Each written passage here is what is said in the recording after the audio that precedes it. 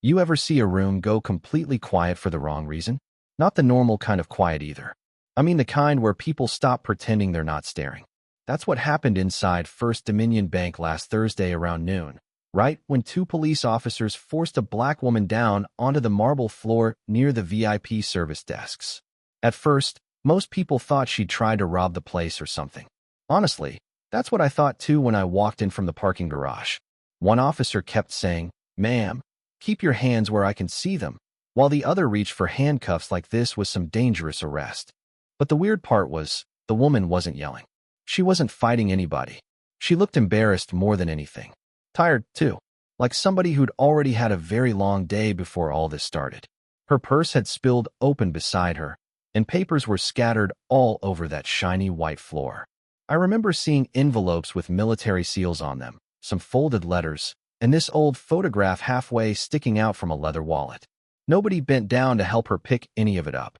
People just stood there holding coffee cups and staring. One lady near the entrance actually pulled out her phone and started recording before the woman was even fully cuffed. The bank manager, a blonde woman in this perfect cream-colored blazer, stood off to the side with her arms crossed tight, like she'd already made up her mind about what kind of person Angela Brooks was the second she walked through those doors. You could tell. There was this look on her face people get when they think they're protecting something important from someone they believe doesn't belong near it. The officer asked Angela one more time if the account information belonged to her, and she answered so quietly I almost missed it. She said, "I'm authorized on the account. Please just call the number attached to the file." Real calm, real controlled. But nobody was listening anymore. That's the thing that stuck with me afterward. The whole room had already decided who she was. One guy behind me muttered, "This is getting out of hand these days," under his breath, like Angela was some criminal making life harder for everybody else. And still, she didn't snap, didn't raise her voice. She just winced a little when the cuffs tightened around her wrists. Then something happened that I swear changed the entire feeling inside that bank in less than 10 seconds. While the officers were pulling her toward the security office, her phone lit up on the floor beside the overturned purse. Nobody noticed it at first except me and maybe the younger cop. The screen kept vibrating against the marble, over and over, and when it turned toward us, you could actually read the caller ID. It said, "General David Brooks." I remember the younger officer looking down at it, then at Angela, then back at his partner, like suddenly he wasn't so sure about any of this anymore. The older officer noticed it too a second later, and for a brief moment you could actually feel the energy in the room shift. Not completely. More like the air got heavier all at once. He bent down, picked up the phone, looked at the screen, then immediately turned it face down in his hand like he did not want anybody else reading it. Angela saw him do that and finally spoke a little louder. Still calm, though. That was the strange part. Most people would have panicked by then. She just said, "I told you there was a number on the file." Nobody answered her. The bank manager, Claire Whitmore, stepped forward in those sharp little heels clicking against the floor and said something about fraud investigations and security procedures. Real corporate sounding, like she had rehearsed it before. But honestly, she sounded nervous now, tiny bit shaky around the edges. The younger cop asked her quietly, "You said the account holder confirmed this woman was unauthorized?" And Claire goes, "That is what I was informed. Not that is what happened. Not, I checked myself. Just what I was informed." Big difference. I do not think she realized how bad that sounded. Angela slowly adjusted herself in the chair near the security office because the cuffs were digging into her wrists by then. One of the letters from the floor had gotten caught under her shoe. I remember she asked if somebody could hand it to her before it got stepped on. That was all she cared about in that moment. Not the stairs. Not the humiliation. Just the letter. An older man standing near the teller line finally bent down and picked it up for her. He looked uncomfortable the entire time, like he was worried people might think he was interfering. He handed it over, and I caught a glimpse of the envelope. It had one of those folded American flags printed in the corner. Military family stuff. Angela thanked him softly and pressed the letter against her lap with both cuffed hands. Then she looked toward Claire and said, "You could have checked the secondary authorization code." Claire immediately crossed her arms tighter and replied, "Ma'am, people attempt high-level account fraud every day." That word stuck with me. People. The way she said it did not feel general. It felt aimed directly at Angela from the second she walked in wearing that gray sweater and carrying a worn leather purse instead of a designer bag. And maybe I am wrong. Maybe I am reading too much into it. But everybody else in that room seemed to feel it too. Nobody was saying it out loud, but you could see it in the way they kept looking back and forth between Claire and Angela like one belonged there and the other obviously did not. Outside, rain had started coming down harder against the front windows. You could hear it tapping the glass behind all the whispering. The younger officer finally uncuffed one of Angela's wrists just enough so circulation would not cut off completely. He looked uncomfortable now. Real uncomfortable. He asked her quietly, "Ma'am, are you related to General Brooks?" And Angela kind of paused before answering. Not dramatic. More tired than anything. She looked down at that old photograph sticking halfway out of her wallet and said, "I am his wife." Nobody moved after that. Seriously. It felt like the whole bank froze in place for maybe 3 or 4 seconds. Then Claire let out this short, nervous laugh and said, "Well, if that is true, I am sure somebody from his office can verify it." And right as she finished saying that, 3 black sport utility vehicles pulled up outside the bank entrance almost at the exact same time. You could tell immediately those were not normal government vehicles. Even before anybody got out. Dark windows, spotless black paint, engines still running in the rain like whoever arrived did not plan on staying long. The entire front lobby started buzzing again, except now nobody sounded confident anymore. It was more like nervous whispering. The younger officer glanced toward the entrance and actually straightened his posture without realizing he was doing it. Claire noticed too. I watched her fix her blazer and smooth her hair back real quick, which honestly said everything. A second ago, she had been completely certain about Angela. Now suddenly, she looked like somebody trying to remember exactly what she had said out loud and who might have heard it. The doors opened and 3 men walked in wearing dark suits. No umbrellas, even though rain was coming down hard outside. One older guy in military uniform came in behind them. Not flashy. No movie scene drama or anything. That was the unsettling part. They walked in quietly, and somehow that made everybody even more tense. The bank got so silent you could hear water dripping from their coats onto the marble floor. The older officer stepped forward first and asked if there was a problem he could help with, but one of the men already had his eyes on Angela sitting near the security office. The second he saw the cuffs, his whole expression changed. Not angry exactly. Worse, disappointed.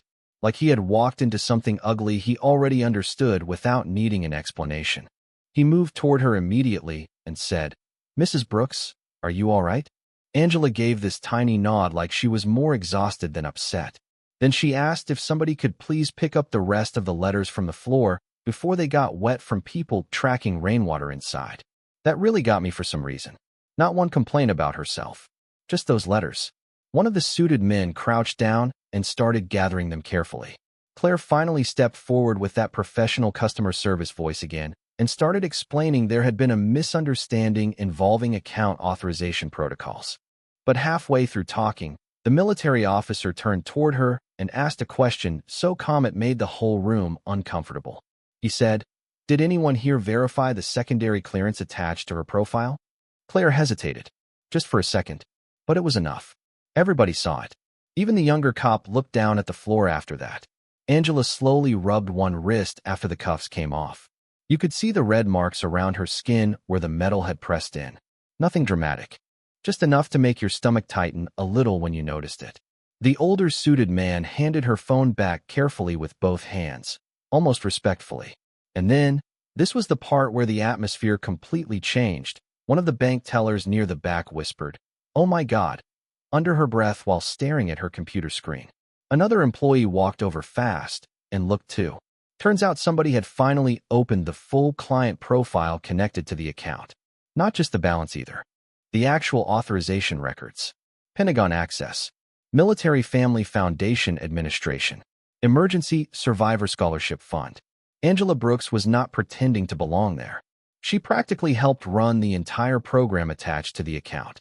Claire looked pale after that. Like genuinely pale. She tried saying there had been confusion because the account was flagged for security review, but honestly nobody was buying it anymore. You could feel the room turning on her little by little, and Angela still never raised her voice once. She just sat there quietly holding those letters against her chest while rain hammered the windows behind her, looking like somebody who had gone through this kind of thing before and was tired of being surprised by it. At that point, nobody really knew where to look anymore. A few minutes earlier, everybody had been staring at Angela like she was the problem. Now people kept avoiding eye contact with her altogether, which honestly felt worse somehow. The older military officer asked if there was somewhere private they could speak with her, but Angela just shook her head and said, "No, I would rather stay out here." Quiet voice. Very steady. Claire tried stepping in again, probably hoping to regain some control over the situation before it completely slipped away from her. She started talking about policy reviews and identity protection measures, but one of the suited men cut her off mid-sentence. Not rude exactly, just direct.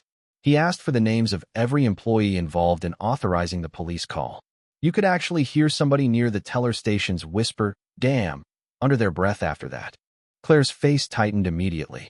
The younger officer who had loosened Angela's cuffs earlier finally spoke up and admitted he never personally verified the account because the bank reported possible fraudulent access involving a restricted military fund. He sounded miserable saying it too, like he already knew this was going to follow him around for a long time. And honestly, I almost felt bad for him. He looked maybe 26, 27 years old at most. More overwhelmed than malicious. The older cop was different though. He stayed stiff the whole time, jaw clenched, arms folded like he was still trying to convince himself everybody else was overreacting. Angela noticed him staring at the letters in her lap and gently straightened one of the bent envelopes before saying, "Those belong to Gold Star families." The officer looked confused for a second until the military guy quietly explained that the scholarship fund supported children who lost parents in combat. After that, even the older cop stopped talking. There was this long, awkward silence where all you could hear was rain and the low hum from the fluorescent lights overhead. You know how certain places suddenly feel colder once something bad happens there? That bank felt like that. Like everybody inside realized they had crossed some line they could not uncross. One woman who had been recording earlier slowly lowered her phone and slipped it into her purse without saying a word. Another customer walked over to the coffee station just to have somewhere else to stand. Nobody wanted to be part of the scene anymore now that the story had changed. Claire finally asked Angela if she would accept an apology for the misunderstanding. That word again. Misunderstanding. I remember Angela looking at her for a few seconds before answering. Not angry. Honestly, that almost made it harder to listen to. She said, "You thought I was dangerous before you even checked who I was." Claire opened her mouth like she wanted to defend herself, but nothing came out. Because what was she supposed to say? Everybody there had seen it happen in real time. The assumptions, the tone, the way security was called almost immediately. Angela slowly stood up then, still holding those letters close against her chest, and one of the suited men offered her a dry handkerchief because rainwater had splashed onto her sleeve earlier near the entrance. Tiny detail, but for some reason it stuck in my head. The difference in how people treated her now compared to 20 minutes before was honestly hard to watch. Same woman, same clothes, same calm voice. The only thing that changed was everybody finally realizing she had power connected to her name. And I think Angela understood that too, because right before she turned toward the military officer, she glanced around the lobby one last time with this tired expression like none of this had actually surprised her at all. The strange thing was, after everything slowed down, the bank somehow got even more uncomfortable. You would think once the truth came out people would relax a little, but no. It was like everybody suddenly became aware they had witnessed something they were not supposed to see happen out loud. One of the military staff members quietly asked the officers for their incident notes, while another started speaking with someone on the phone near the entrance. Low voice. Professional. But you could tell from the expressions alone this situation had already traveled way above the local level.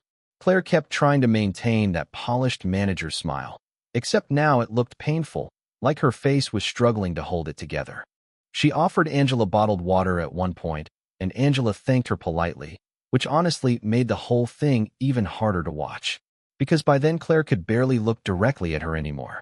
A maintenance worker came out from the hallway, pushing one of those yellow mop buckets, probably because rainwater had gotten tracked across the lobby floor, and the guy froze halfway through when he realized what was happening. He looked at Angela, looked at the military officers, then quietly backed the bucket into a corner like he wanted no part of any of it. Little moments like that kept happening. People pretending to organize papers that did not need organizing. Employees whispering behind computer screens. Customers suddenly very interested in their phones. Nobody knew how to behave anymore. Angela finally stood near one of the tall windows overlooking the street, holding the stack of letters carefully against her sweater while rain streaked down the glass behind her. One of the envelopes had gotten wrinkled earlier during the confusion, and she kept smoothing the corner flat with her thumb without even realizing she was doing it. I remember thinking how tired she looked up close. Not weak, just tired in a deeper kind of way. Like this was not the first room where she had felt people decide who she was before hearing her speak. The younger officer walked over after a while and quietly apologized to her. A real apology too, not the corporate kind. He admitted he should have slowed things down before putting cuffs on her. Angela nodded once and told him, "Fear makes people rush." That was it. No speech. No humiliation back at him. Honestly, that probably made him feel worse. Meanwhile, the older officer still had not apologized. He mostly stood near the security desk pretending to review paperwork while avoiding everybody's eyes. Then something happened that made the room tense all over again. One of the suited men asked Claire directly why standard verification procedures were skipped before law enforcement was contacted. And Claire answered too quickly. She said Angela had been aggressive when questioned about the account. The entire room got quiet after that because everybody there knew it was not true. Even I knew it, and I had only walked in halfway through the situation. Angela slowly turned from the window when she heard that. No anger on her face. Just disappointment. Real disappointment. She looked at Claire for a long second before saying, "I asked you to check the authorization number 3 times. Claire immediately started stumbling through another explanation about pressure, fraud risks, and protecting clients. But her voice kept cracking now. The confidence was gone. Completely gone. And then the older military officer said something that honestly shut the entire bank down. He looked directly at Claire and said, "You saw a black woman accessing a high-level military account and assumed criminal intent before verification. That is what happened here." Nobody interrupted him. Nobody even moved. You could almost hear people breathing. Claire looked like she wanted the floor to open beneath her right there in the middle of the lobby. And Angela? She just lowered her eyes back to those letters in her hands like she was too emotionally exhausted to even argue with the truth anymore. After that, nobody really had anything left to say for a while. It was strange how quiet a crowded bank could get. The rain outside had slowed down some by then. Just this soft tapping against the windows, and the fluorescent lights overhead suddenly felt way too bright. Angela stayed near the glass for another minute or two, holding those letters like they mattered more than anything else in the room. Maybe they did. One of the military staff members offered to escort her out through a private exit in the back, probably to avoid more attention, but she shook her head and said she would leave through the front doors. Calm as ever. No drama. No scene. Honestly, that hit harder than if she had yelled at everybody. Claire stood there frozen for a second before finally stepping forward again. You could tell she wanted to fix it somehow. But there are moments where people realize too late that an apology is never going to reach the part that actually got hurt. She told Angela the bank would be conducting a full internal review and that she was deeply sorry for how things unfolded. Her voice sounded thin now, tired. Angela listened politely, then asked the simplest question in the world. Would this have happened if I looked different when I walked in here? Nobody answered. Claire definitely could not. The younger officer looked down immediately after she said it. Even the older cop finally seemed to lose whatever wall he had been hiding behind all afternoon. Angela did not wait for a response, though. I think she already knew one was not coming. She just adjusted the strap on her purse, tucked the letters safely back inside, and thanked the older customer who had helped pick one up earlier. That tiny moment stuck with me, too. Out of everybody in that room, she remembered the one person who showed her even a little kindness before anybody knew who she was. As she started walking toward the entrance, people slowly moved out of her way without being asked. Not dramatically, just instinctively, like the room itself understood something had shifted. One woman near the teller line whispered, "I am sorry," as Angela passed her, barely loud enough to hear. Angela gave her a small nod, but kept walking. The military officer opened the front door for her, and cold, damp air rolled inside the lobby. You could smell rain and wet concrete from the street outside. The black sport utility vehicles were still waiting near the curb with their headlights reflecting off puddles along the sidewalk. Before getting into the vehicle, Angela paused for a second under the awning and looked back through the glass. Not at the military staff. Not at the officers. At Claire. Just one long quiet look. And I swear, that was the moment Claire finally understood the whole thing had never really been about security procedures or bank policy or fraud concerns. It was about how quickly people decide who belongs somewhere and who does not. Angela never said another word after that. She just got into the vehicle, and the door closed softly behind her. The convoy pulled away a minute later, tires hissing against wet pavement, and the entire bank stayed dead silent even after they disappeared down the street. Nobody rushed back to normal. Nobody joked around. Even the coffee machine near the waiting area sounded loud all of a sudden. I stood there longer than I should have, honestly, pretending to check my phone because leaving felt weird. Claire eventually walked back toward her office looking completely drained, like she had aged 10 years in one afternoon. And the thing I keep thinking about even now is this. Angela Brooks walked into that bank carrying letters for families who had already sacrificed enough for this country. And somehow she still ended up being treated like she had to prove she deserved to stand there in the first place. The weird part is I honestly thought that would be the end of it. You know, everybody goes home feeling terrible. The bank issues some carefully worded statement later. Life moves on. That is usually how these things go. But about 3 days after it happened, people in town started talking because somebody leaked the security footage online. Not the whole thing, just clips. Enough to show Angela being cuffed near the lobby while customers stood around watching. You could not hear much audio, but honestly you did not need to. The video spread fast. Real fast. By that Friday afternoon, local reporters were parked outside the bank entrance, and people online had already figured out Angela was connected to the Military Scholarship Foundation. What nobody expected was how many families actually knew her name already. That part kind of changed everything. Turns out Angela had spent years helping military widows and children through that fund. Quietly, too. No television interviews, no social media spotlight, none of that. One woman whose husband died overseas did an interview outside her house and started crying halfway through talking about Angela helping pay for her son's college textbooks last fall. Another veteran said Angela personally answered his daughter's scholarship application after midnight because she was worried about missing a tuition deadline. Suddenly, the conversation was not just about what happened inside the bank anymore. People were realizing who they had humiliated. I stopped by that same bank again the following week because honestly curiosity got the better of me. The whole atmosphere felt different walking in. Too careful. Employees speaking extra softly. Forced smiles everywhere.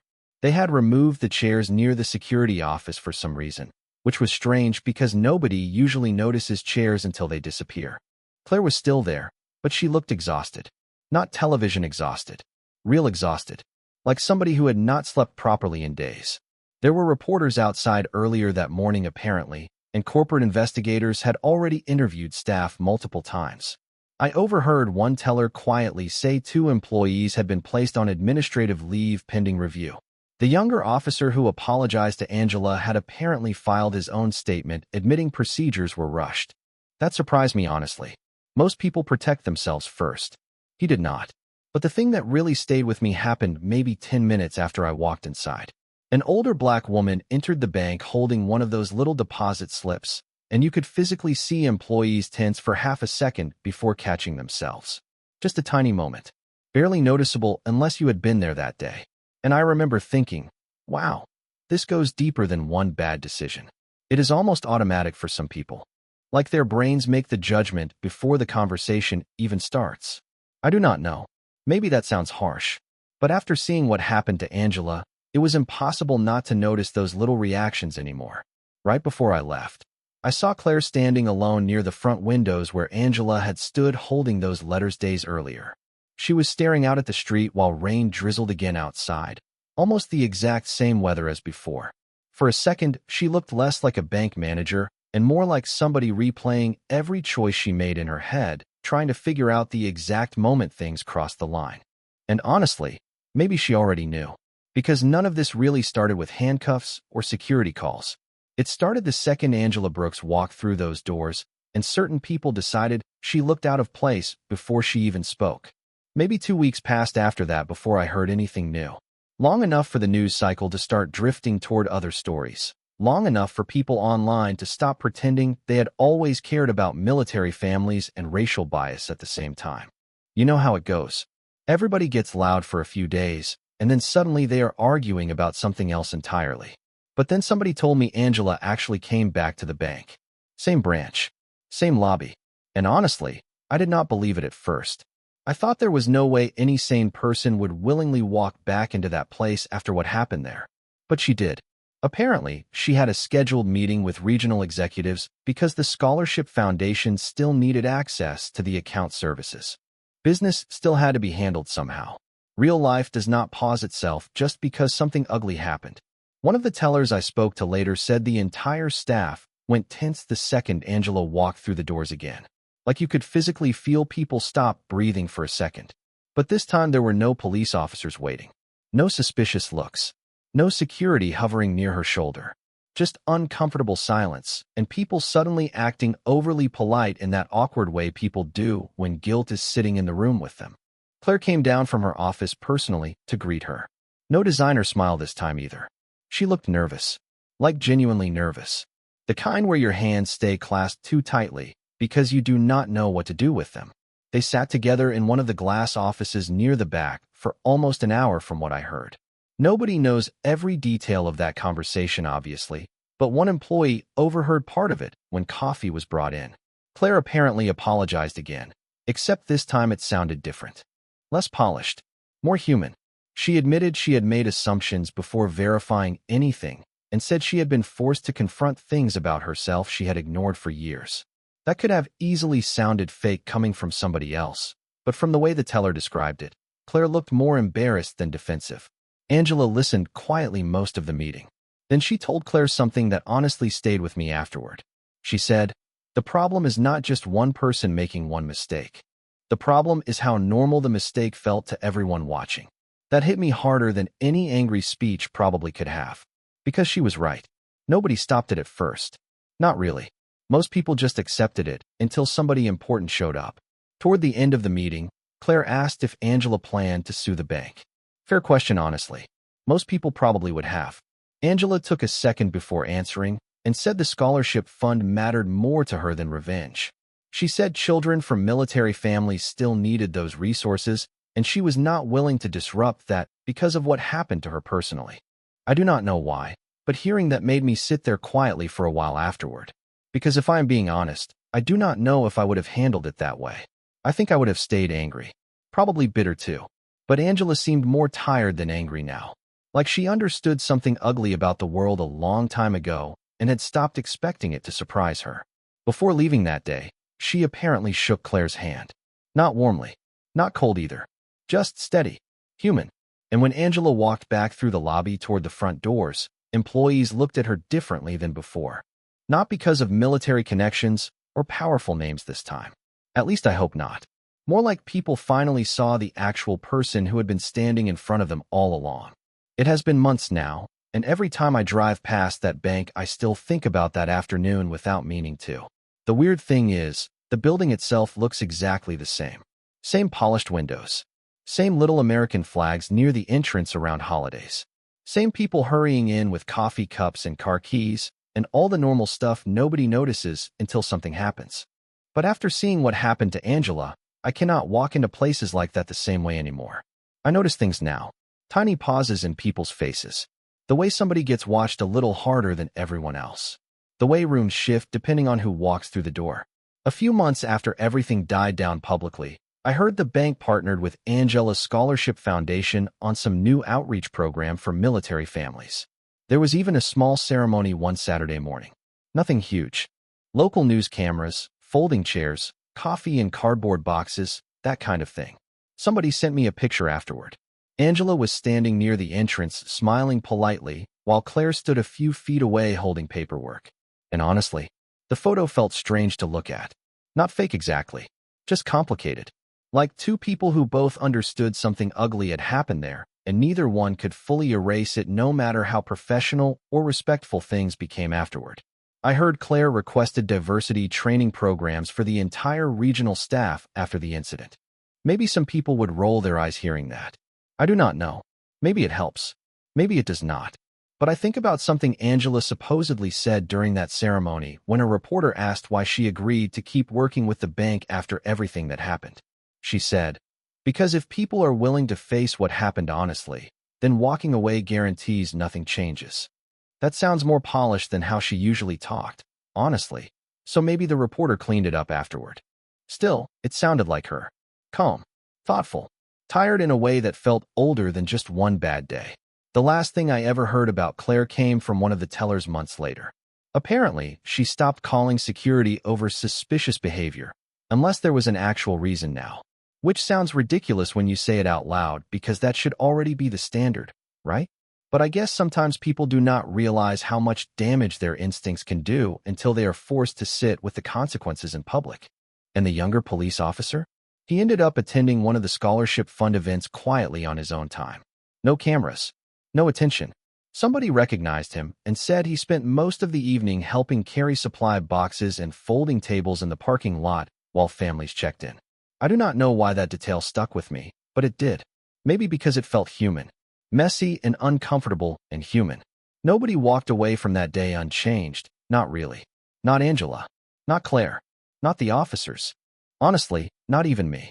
Sometimes I still think about Angela standing near that rain-covered window holding those letters against her chest, while everybody around her slowly realized they had mistaken dignity for danger. And the truth is, what made the whole thing unforgettable was not the military vehicles, or the headlines afterward, or even the public embarrassment. It was how calm she stayed through all of it. Like she had already learned a long time ago that some people would question her right to belong before they ever questioned whether they were wrong. And somehow, even after all that humiliation, she still walked back into that same building later and chose to keep helping families anyway. I do not think most people could do that. Honestly, I am not even sure I could.